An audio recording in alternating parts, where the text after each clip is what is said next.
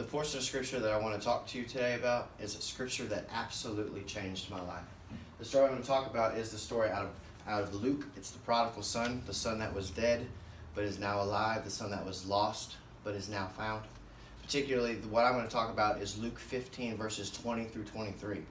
Verse 20 says that the son realized the error of his ways. But before he could even make it to his father saw him in the distance. It says he saw him from a long way off. He ran to him. He embraced him.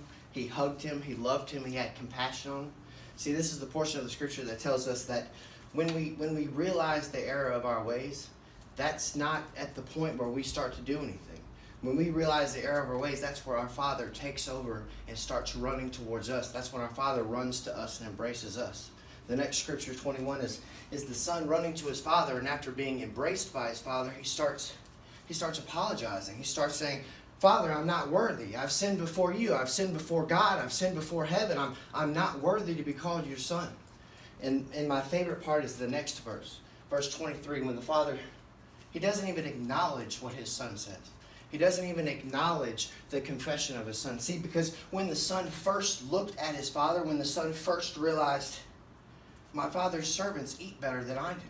What am I doing? Why have I run away from my father? That's the point of confession. That's the point of forgiveness. So when the son ran to his father and said, "Father, please forgive me," the father didn't even acknowledge it because he had already forgiven him. The only thing the father did was turn to his servants and say, "Kill the fatted calf. Put a ring on his finger. Put shoes on his feet." See, this section of scripture became important to me at a time in my life when I realized the error of my ways. But it wasn't anything that I did that could bring me back to my Father. At first I tried to climb my way to heaven, but that's not how it works. How it works is I looked up and saw my Father, and he ran and had compassion on me. He was only 10 seconds.